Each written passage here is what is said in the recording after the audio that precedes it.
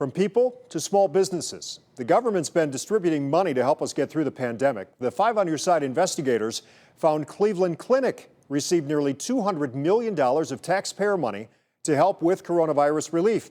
Investigator Jonathan Walsh tells us some are questioning why it was given any federal money when the nonprofit already has billions. I don't know what fee's going to hit me next. You might remember Karen Valori from Avon during our Diagnosis Debt series last August. She was upset about the Cleveland Clinic charging her facility fees. This is just all crap. Today, she's even more fired up.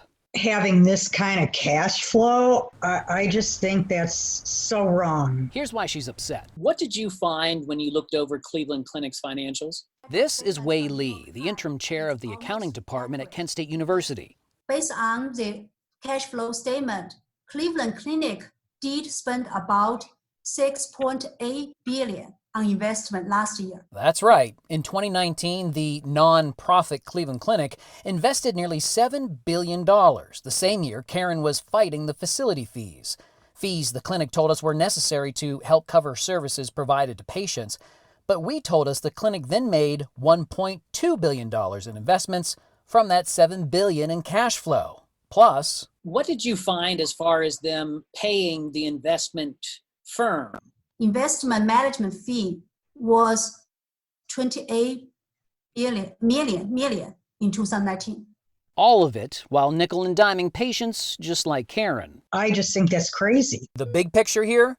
Ohio medical providers received $1.4 billion in CARES Act funding to offset costs of coronavirus. Summa took in $20 million. Metro Health, $25 million. UH received $85 million. The clinic confirmed it's received $199 million. It's the nonprofit clinic that's garnering the attention here. The New York Times noted 20 large hospital chains received more than $5 billion in federal money, even while sitting on more than $100 billion in cash. We asked the U.S. Health and Human Services Secretary Alex Azar about big hospitals taking so much money from Americans. Provider relief funding that Congress appropriated was not based on the underlying financial status of our institutions. But wait, shouldn't the financial status of big billion-dollar health systems be taken into consideration? Because if you already have that kind of money to help absorb the impact of an emergency like coronavirus, shouldn't American taxpayer money be applied to something that's desperately needed?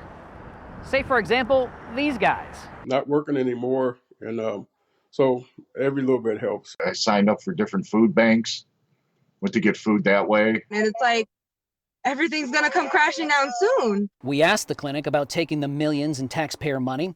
In a statement, it read in part, "The CARES Act helps us continue delivering on our mission to care for patients and serve our community." It did say through April of this year, the clinic has seen $500 million in revenue shortfalls. But despite our repeated attempts to get answers, the clinic ignored our questions about the nearly $7 billion in cash. We asked if the clinic plans on giving back the millions in federal money like other businesses have during these times. Again, no answer.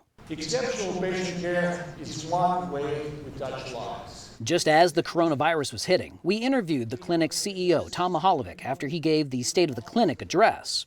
Some of our patients are wondering, how can it be a nonprofit when you have so much money coming into the clinic? Well, this is the margins of nonprofit organizations, given our size, are very, very slim. Patients like Karen don't think $6.8 billion in cash is slim, nor does she think the clinic should have received the nearly $200 million in taxpayer funds. I can't imagine that they would not give back that money that they have on hand to the people. It's just, I can't even fathom it. It's terrible. I'm 5 on Your Side investigator Jonathan Walsh.